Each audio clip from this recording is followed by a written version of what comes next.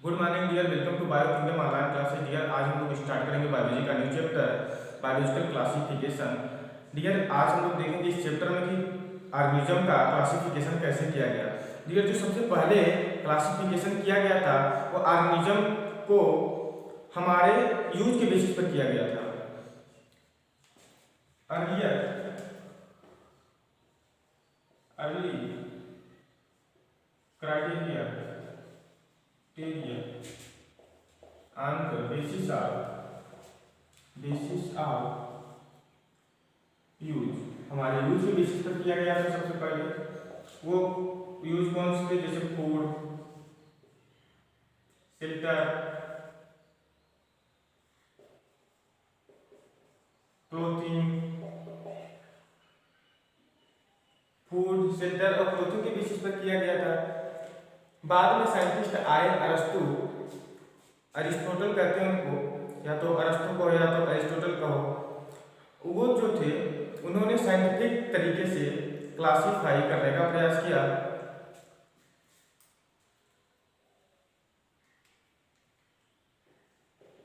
Aristotle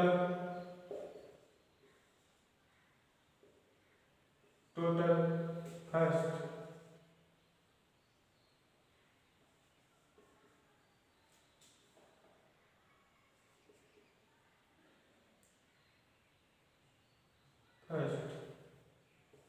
use scientific criteria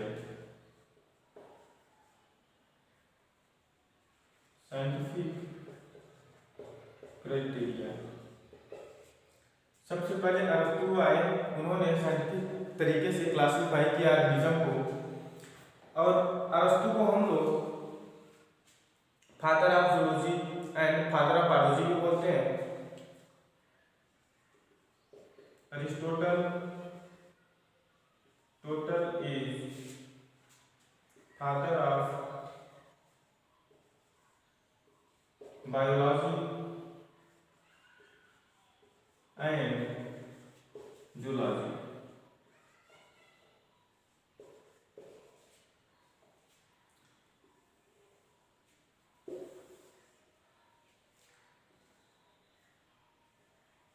plant and animal,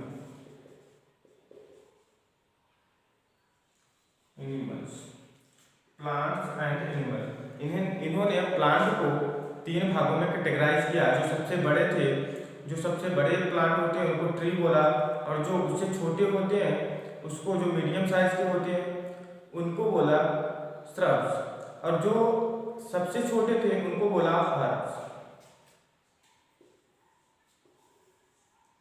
जो सबसे बड़े थे उनको बोला ट्रीज, और जो मीडियम साइज के थे उनको बोला श्रब्स,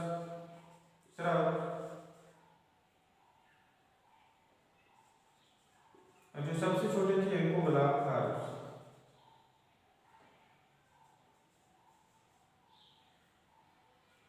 और उन्होंने एनिमल को 2 भागों में विभाजित कर दिया आरबीसी के बेसिस पर। जिनमें आरबीसी पाया जाता था उनको बोला इनैमा, और जिनमें आरबीसी नहीं पाया जाता उनको बोला एनैमा।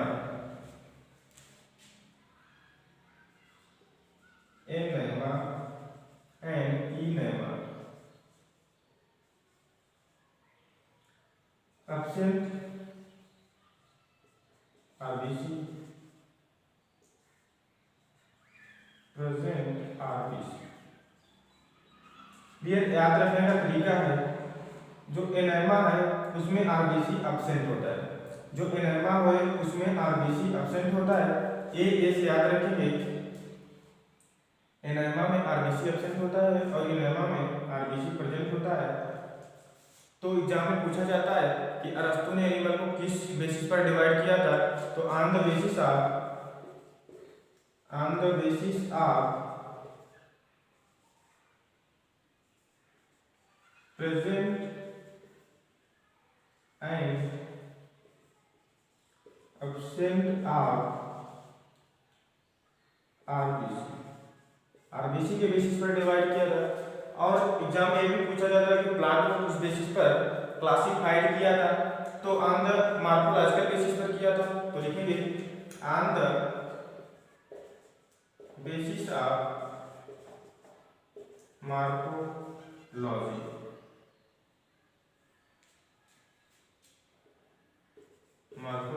मॉर्फोलॉजी के बेसिस पर किया था प्लांट को, और एनिमल को आरबीसी के बेसिस पर किया था।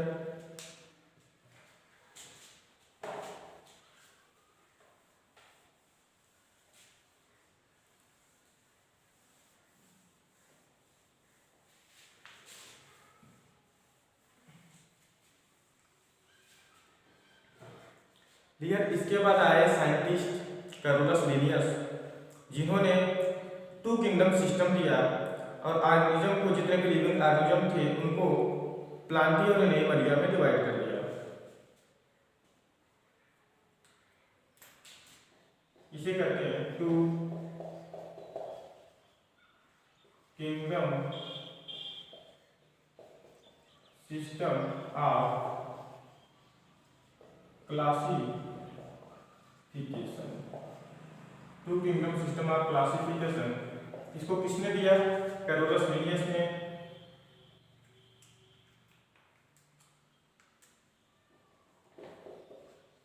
Given by Carolus Linnaeus. ये बात हमेशा याद रखनी चाहिए, कैरोलस लिनियस ने दिया टू किंगडम सिस्टम। फिर उसके बाद इन्होंने कौन कौन से किंगडम सिस्टम दिया? Plantae and Animalia.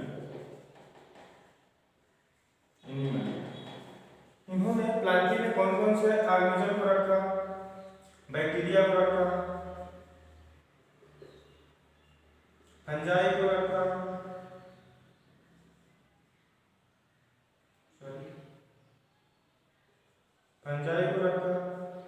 और एल्गी को रखा, और किसको रखा? Bryophyte, pteridophyte,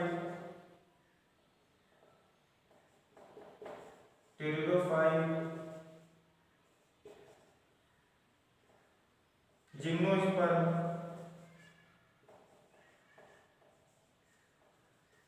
and angiosperm.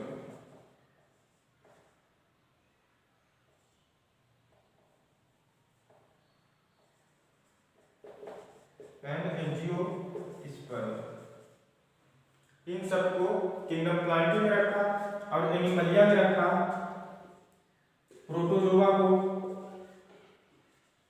जोआ को और आल एनिमल्स।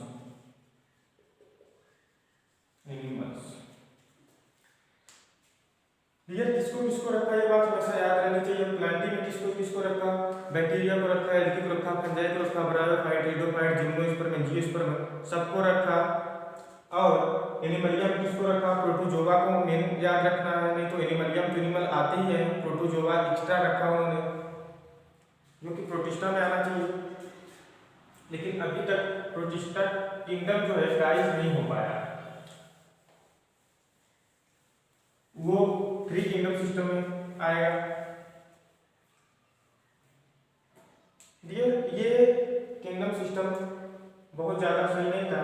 क्यों? क्योंकि ये डिफरेंशिएट नहीं कर पाया कि यूनिसेलुलर ऑर्गेनिज्म और मल्टीसेलुलर ऑर्गेनिज्म डिफरेंशिएट नहीं कर पाया, और प्रोकैरियोट यूकैरियोट को डिफरेंशिएट नहीं कर पाया। बैक्टीरिया को और फंजाई को, एल्गी को, प्लांट को, जितने प्लांट है सब प्लांटी में रख दिया, और फोटोसिंथेटिक और नॉन फोटोसिंथेटिक को सबको एक ही में रखा। यही इसकी बुराई समझो।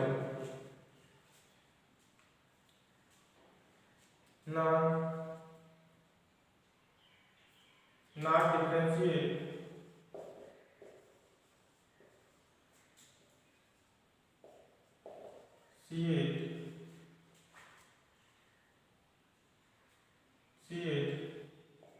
बिटवीन, किसमें डिफरेंशिएट नहीं कर पाए? यूनिसेलुलर,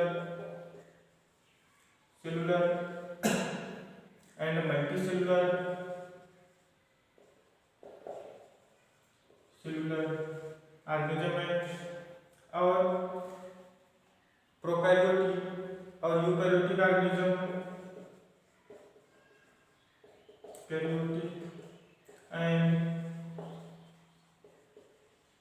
यूकैरियोटिक ऑर्गेनिज्म में, और photosynthetic and non photosynthetic organism में डिफरेंस नहीं कर पाए। फोटोसिंथेटिक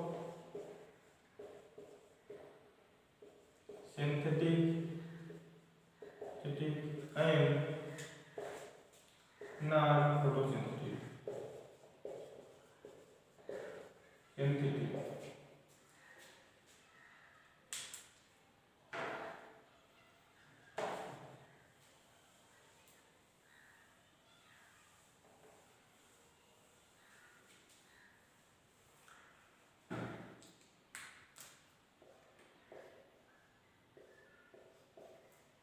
3 kingdom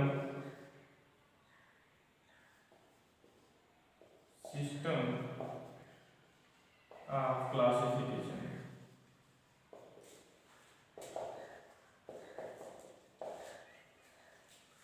दिया 3 किंगडम सिस्टम ऑफ क्लासिफिकेशन। ये किसने दिया? ये जो किंगडम सिस्टम है ये दिया हेकल ने। इसमें जो है एक नया किंगडम ऐड हो गया, वो कौन सा था? वो था प्रोटिस्टा।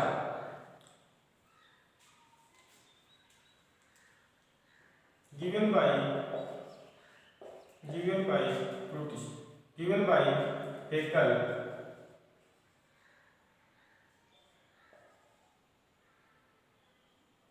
हेकल ने दिया। और न्यू किंगडम कौन सा है? वो है प्रोटिस्टा।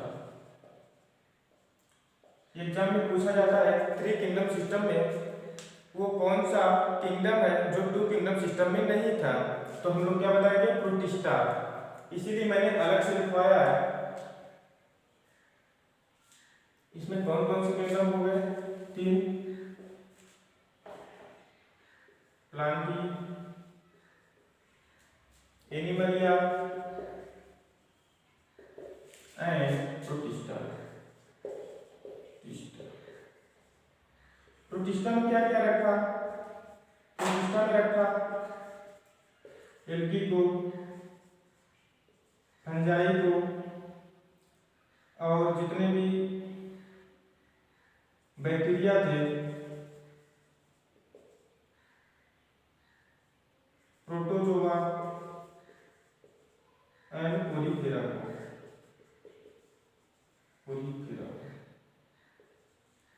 ये कितने रखे गए थे जब 3 किंगडम सिस्टम आया था? डियर, अब हम लोग पढ़ेंगे 4 kingdom system of classification.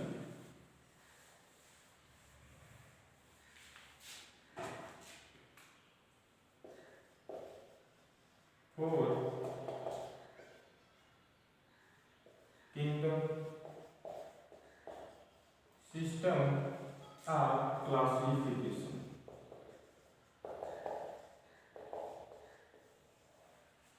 Dear, इसमें भी याद रखेंगे ये किसने दिया? ये दिया कोपलैंड ने। और ये भी याद रखेंगे कि ये इसमें कौन सा एक नया किंगडम ऐड हुआ। तो इसमें नया किंगडम ऐड हुआ मोनेरा किंगडम ऐड हुआ। ये बात हमेशा याद रखेंगे जब भी क्वेश्चन पूछा जाता है। ये सब एनसीईआरटी में नहीं है। एनसीईआरटी में केवल 2 किंगडम सिस्टम है और 5 किंगडम सिस्टम है। तो ये सब इन सब से जहाँ जब भी क्वेश्चन आएगा तो केवल यही आएगा कि कौन से साइंटिस्ट ने दिया और कौन नया किंगडम ऐड हुआ।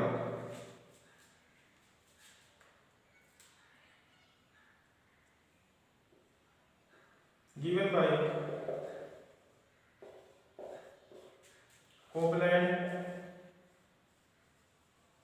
कोपलैंड ने दिया। और न्यू किंगडम कौन सा है? इसमें न्यू किंगडम कौन सा ऐड हुआ? तो वो हुआ मोनेरा। अब कितने किंगडम हो गए? 4। इसीलिए तो नाम है 4 किंगडम सिस्टम। तो देखते हैं कौन कौन से किंगडम सिस्टम आए, कौन कौन से किंगडम आएंगे 4 किंगडम सिस्टम में। तो आएगा पहला मोनेरा, प्रोटिस्टा, प्लांट की एनिमलिया। डियर मोनेरा में रखा क्या क्या गया इसमें? मोनेरा में रखा गया जितने भी बैक्टीरिया हैं, जितने भी बैक्टीरिया हैं और blue green algae, blue green algae, BGA भी करते हैं इसे शार्ट में, और माइकोप्लाज्मा, माइकोप्लाज्मा को रखा गया। डियर याद रखिए कि साइंटिस्ट ने दिया फोर किंगडम सिस्टम कोपलैंड ने, और इसमें कौन सा नया किंगडम ऐड हुआ? मोनेरा। और थ्री किंगडम सिस्टम में कौन सा किंगडम ऐड हुआ था? प्रोटिस्टा। और कौन साइंटिस्ट ने दिया था? हेकल ने।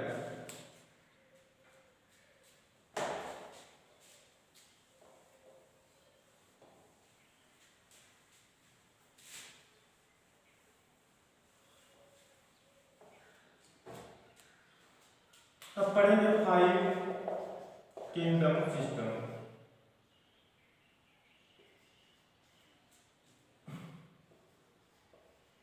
Kingdom system of classification.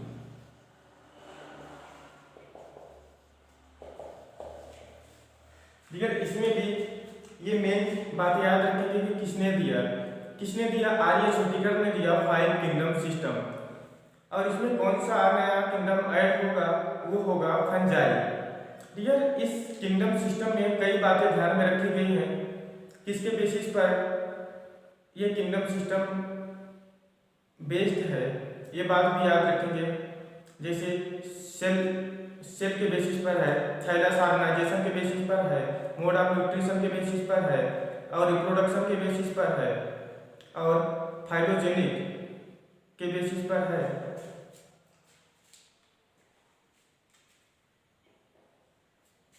Given by RS.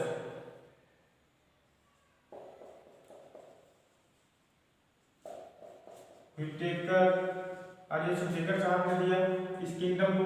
New kingdom कौन सा है इसमें? न्यू किंगडम कौन सा है? वो है फंजाई। ये बात हमेशा याद रखेंगे। फाइव किंगडम सिस्टम किसने दिया? आर्य छत्तीसगढ़ ने। और इसमें कौन सा न्यू किंगडम है? फंजाई है। देखेंगे फाइव किंगडम कौन कौन से हो गए इसमें।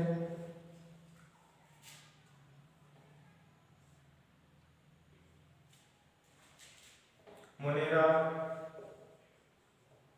Protista, fungi, Animalia and plant.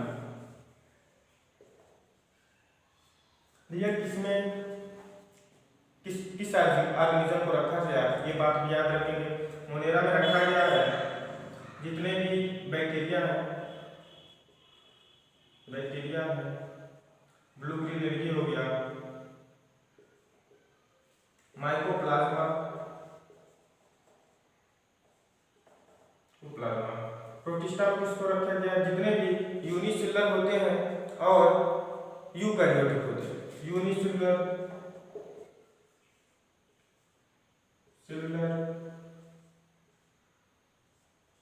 Eukaryotic organism को रखा गया है प्रोटिस्टा में। फंजाई में जो जितने भी फंजाई होते हैं उसको रखा गया है। एनिमलिया में ऑल एनिमल्स, और प्लांटी में algae, bryophyte, pteridophyte,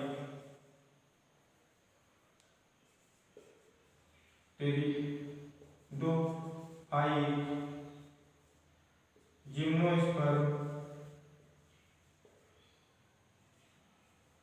angiosperm,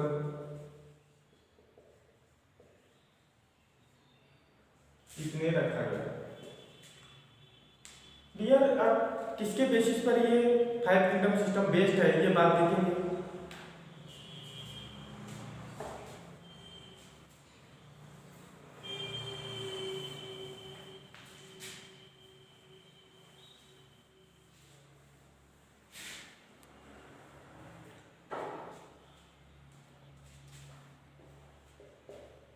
five kingdom system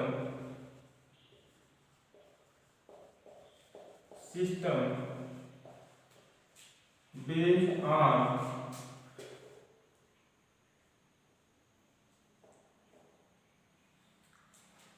पांच बेसिस पर डिवाइड किया गया है। रिप्रोडक्शन के बेसिस पर और सेल स्ट्रक्चर के बेसिस पे,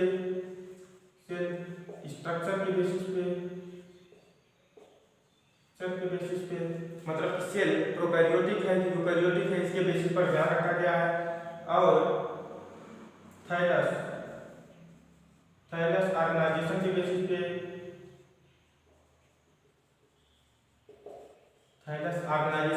पे, कि मतलब ऑर्गेनिज्म यूनिसेलुलर है कि मल्टीसेलुलर है। और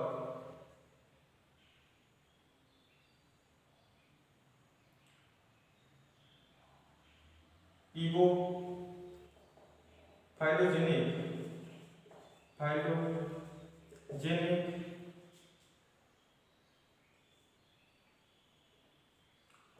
मतलब इवोल्यूशनरी रिलेशनशिप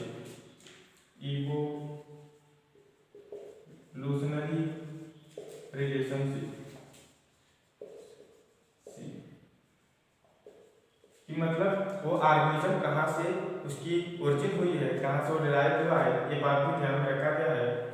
और मोड ऑफ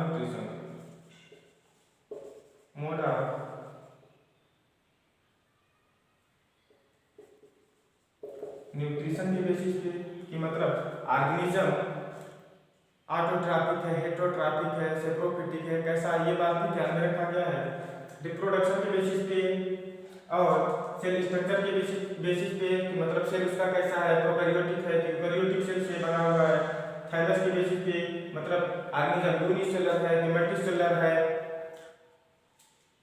और फाइलोजेनिक के बेसिस पे मतलब यूवोल्यूशनरी रिलेशनशिप के बेसिस पे कि ऑर्गेनिज्म की ओरिजिन कहाँ से हुई है। और मोड ऑफ न्यूट्रिशन के बेसिस पे इसका एक फार्मूला बनता है RCPMT।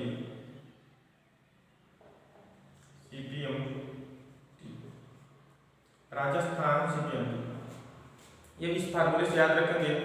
R से रिप्रोडक्शन, C से सेल स्ट्रक्चर, P से फाइलोजेनिक रिलेशनशिप और T से थाइलस ऑर्गेनाइजेशन और M से मोड ऑफ न्यूट्रिशन।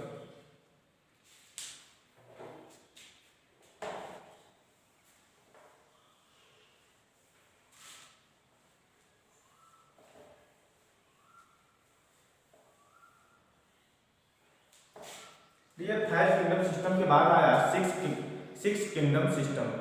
इस किंगडम सिस्टम में ऑर्गेनिज्म को किंगडम मोनेरा को दो भागों में डिवाइड कर दिया गया है। आर्कीबैक्टीरिया एंड यूबैक्टीरिया में डिवाइड कर दिया गया है। इसको हम लोग पढ़ते हैं सिक्स किंगडम सिस्टम। और इसे एक और भी कहते हैं थ्री डोमेन सिस्टम। देखते हैं क्या होता है three domain system. Six kingdom system of classification. इसमें ऑर्गेनिज्म को सिक्स किंगडम में डिवाइड कर दिया है। वो कौन कौन से हैं? Protista,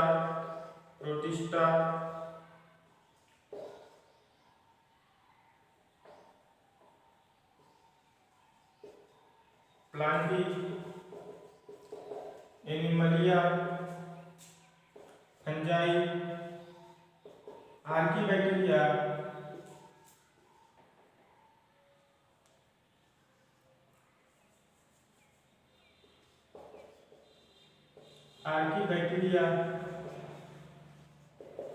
and eubacteria.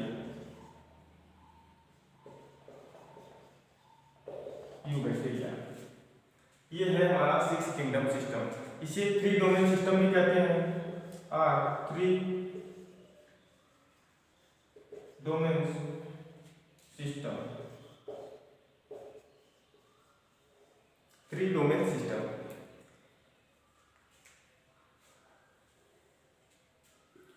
3 डोमेन में डिवाइड किया गया ऑर्गेनिज्म को। एक आर्की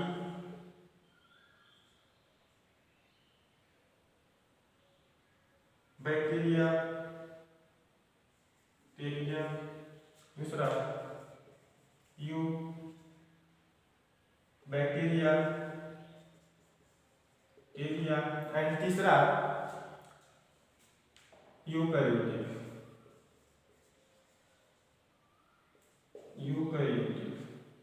यूकैरियोटिक में चारों किंगडम रखे गए हैं। कौन कौन से kingdom? Protista, fungi, Plantae, Animalia. अब मोनेरा को 2 किंगडम में डिवाइड कर दिया है।